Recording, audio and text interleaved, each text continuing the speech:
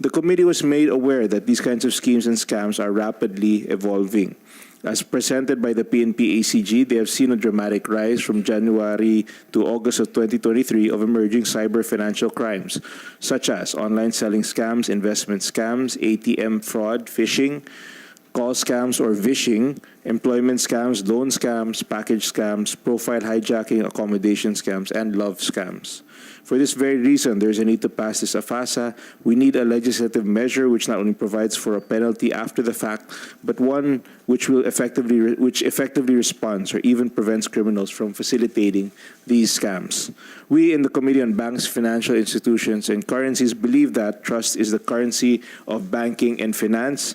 We appreciate the efforts of the BSP, the PNP, and the DICT and other stakeholders in actively pushing this bill, which is intended to ensure that the public will trust our financial system.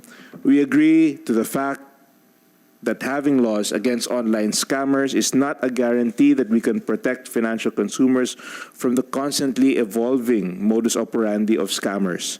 We have to continuously improve our legal system, if possible, be 2 steps ahead of the scammers at all times to effectively protect the public from their nefarious acts.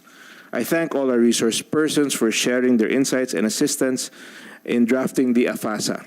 Let us continue our discussions on AFASA. Is there a Gcash representative here also? Good morning, Mr. Chair. Good morning, to other distinguished guests of this honorable committee. I am Attorney Mark Anthony Amura po, representing Gcash po. Good morning, Attorney. May nabasa kasi ako na may tie-up kayo sa NBI. Yes po. I'd like to perhaps ask about some of the details be informed about some of the details about your partnership. Yeah, actually, our partnership with NBI started even before the signing of the MOA po. It already started before pa, and it was just our way of publicizing our partnership in order for us to effectively deter cybercrimes. Bali yung partnership po namin, what is important there is for us to be able to share our expertise, knowledge, and resources in order for us to intensify our fight against cybercrimes. And to the AMLC, I just have a question. Where's the AMLC? There. Since these scams or frauds, if collated, usually involve a large amount of money, should we not consider this as a cause of action for the AMLA to step in? Can we consider these fraud transactions as predicate offenses for prosecution under the AMLA? So that's my question.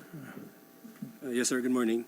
The Anti-Money Laundering Council supports the inclusion of the acts or violations enumerated in sections 4 and 5 to be part of the unlawful activities, Your Honor. Making them as part of the unlawful activities would compel this covered person to report to the AMLAC and for the AMLAC to investigate these acts or violations mentioned in section 4 and 5, Your Honor. Is the BSP amenable to adopt the position of the AMLC? Yes, Your Honor. Thank you very much. So I'd just like to ask, can the committee secretariat confirm if there was already a consultative meeting that was conducted in relation to AFASA prior to today's hearing? Yes, Mr. Chair, that was conducted last November 16, 2023. And I presume that for the purposes of the technical working group, we don't have to start from scratch because we already have an informal consultative meeting last November 16, 2023. Yes, Your Honor. So first, we will constitute our technical working group for the AFASA, and accordingly, I move for the creation of the technical working group for AFASA and for the records of November 16, 2023, the records of the November 16, 2023 consultative meeting form part of the records for the TWG. And hearing no objections, a technical working group is hereby created and the records of the November 16, 2023 consultative meeting shall hereby form part of the records for the TWG. And at this point, let me conclude by expressing my sincerest gratitude to our resource persons excuse me, who participated in our inquiry today and who kindly responded to the committee's questions and shared their valuable insights. We appreciate and take note of your respective comments and positions. I encourage the active participation of our resource persons during our technical working group.